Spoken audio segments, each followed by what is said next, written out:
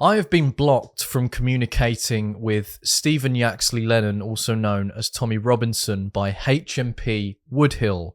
Now, before I sat down to create this video, I had to seek legal advice, and unfortunately, I lost a lot of sleep because I wasn't sure how to handle a specific piece of information that Tommy communicated with me via email.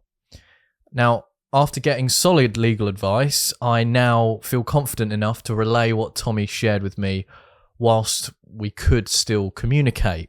Tommy, as you know, was sentenced to prison for contempt of court after playing his documentary film Silenced, which now has garnered over 60 million views on X alone, and it featured allegations about a Syrian refugee. He was sentenced to 2 years in prison, initially at HMP Belmarsh, Britain's highest security prison. For reasons that haven't been made clear, he was later transferred to HMP Woodhill, where his exercise regime has been severely reduced and he remains in solitary confinement. Now, recently, Tommy pleaded not guilty to charges under the Terrorism Act. These charges stem from his refusal to give police the PIN code to his mobile phone, claiming that it contained sensitive data related to allegations of a Labour MP's involvement in child abuse, along with victims' details that Tommy has dealt with in the past. Now,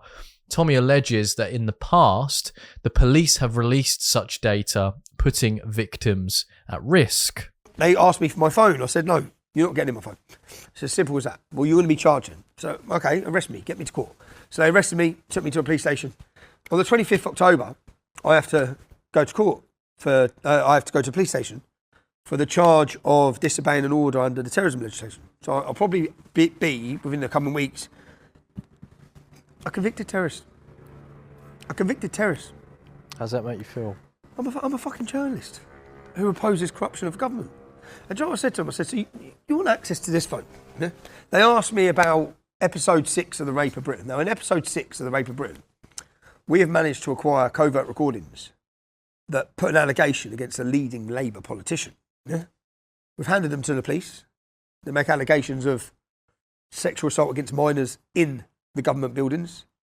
You wonder why the Rape of Britain is allowed to continue in so many cities. They're all at it, yeah? So they know we've got that. The police know we've got that. But they don't know our sources. So in every case, in Rotherham, in Telford, in Oldham, every police force was getting rid of evidence. Every police force conspired from the top down to hide evidence.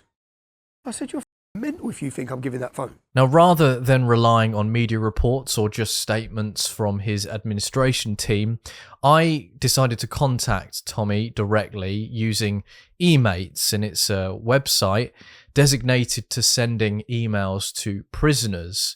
On this platform, you purchase credits, you write your message, and it's then vetted by a governor and a screening team.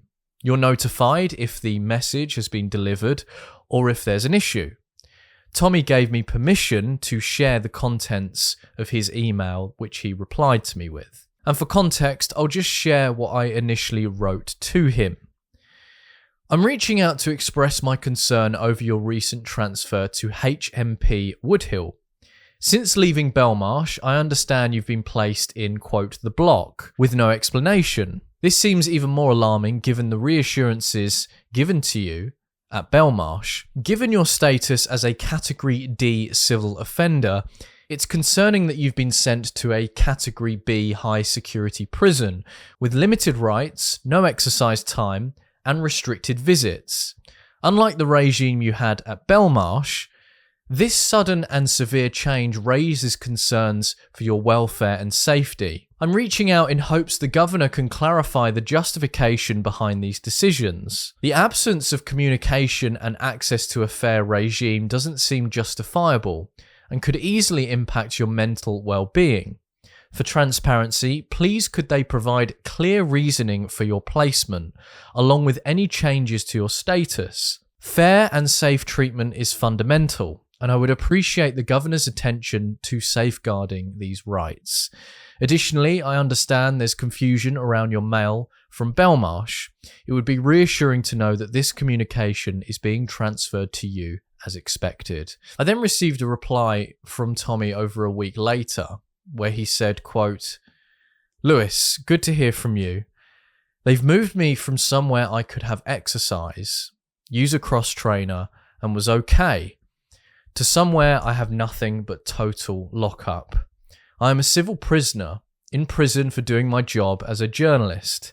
Everything about this from start to finish has been political. I had a warrant out for my arrest, yet they didn't detain me at the border. When I called up to hand myself in, the judge said I didn't need to. In fact, they wouldn't allow me to, because then, if they wanted to remand me, it would be heard in an open court. I would get bail, as I had never breached bail, and I had clearly come back for the case. Instead, the judge activated the warrant on the Friday morning, so when I was answering bail on a separate charge, I would then be held on a court warrant until the Monday. So the judge played politics from the start. He actively sought a way to prevent me from being at the event on October the 26th. All prisoners currently get 60 to 40 on their sentences. So if you are sentenced for, let's say, rape this week, under the government's overcrowding policy, then prisoners get 60% off, apart from me, haha. They said the overcrowding policy is not for me. It's for violent criminals and rapists, not journalists, haha. Make it make sense. Anyway, I'm now in Wood Hill on solitary confinement. Just Google mental side effects of solitary. They know exactly what they are doing. It's all planned. They will blame my safety and the reason they had to mentally torture me for 9 months. By the way, that's not my words. Solitary confinement is defined as mental torture. If you get 18 months as a violent criminal, you get 60% off, which leaves 7 months to serve. Then you get half of that on home detention or curfew, in brackets tag. So you serve 3.5 months for an 18-month. Guess what? Haha, I'm not allowed a tag either. He then continues to say, the Southport killer has a job. He attends mosque. He has freedom. He was 2 cells above me in Belmarsh. And I would just like to remind people that these are allegations made by Robinson.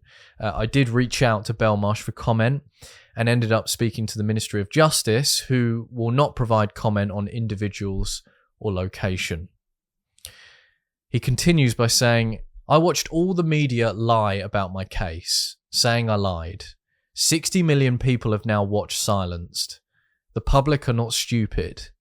Every prison officer, every nurse, everyone I have met in this slow first week has watched the film. Police officers were printing off pictures of the 26th and putting them under my cell door whilst in Folkestone.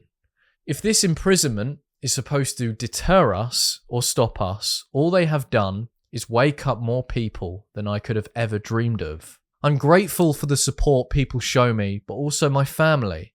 I'm now receiving my emails, so feel free to share this. Well, unfortunately, that didn't last long because that was the only email Robinson has actually replied with. I've, of course, tried to send 4, technically 5 others, and they've all been blocked since. Despite careful amendments, the first 4 messages were variations of my initial email and were all blocked by the prison, like I've just mentioned. So here is the 4th message I sent after making significant adjustments. Thank you very much for your response. Ezra mentioned that you're in great spirits, which is really encouraging. Please stay focused and remember that many people support you. I'm planning to visit you at some point, but I need to work out the details ahead of time as I have never visited an institution before. I had to swap that with the word prison, just in case. Regarding your previous message, I am concerned about your current conditions. Have you spoken to someone about the fact that you are not getting regular exercise or fresh air? Also, have you considered attending worship services to perhaps add more structure to your routine? Now, originally I tried requesting the governor to give Tommy access to Christian worship every Sunday to sort of, give him more structure for the day. As for the SP information, meaning Southport, you shared, I'm cautious about discussing it publicly for reasons I'm sure you understand. I will be attempting to consult with a lawyer. Journalists are obviously treading cautiously at the moment, and I'll keep you updated. Multiple attempts to write to you have been unsuccessful, and the messages have been deemed unsendable by the institution. I'm trying to figure out why. Looking forward to speaking with you soon. Now, these messages are not being received at all by Tommy Robinson, as you can see by the message that flashes up on the screen. And it seems I'll now have to plan a visit to HMP Woodhill. Having never set foot inside a prison before, I'm unsure how the process works, but I'll figure it out. I'll update you all in the future if I receive a response or manage to visit Mr. Robinson. But until then, thank you very much for watching.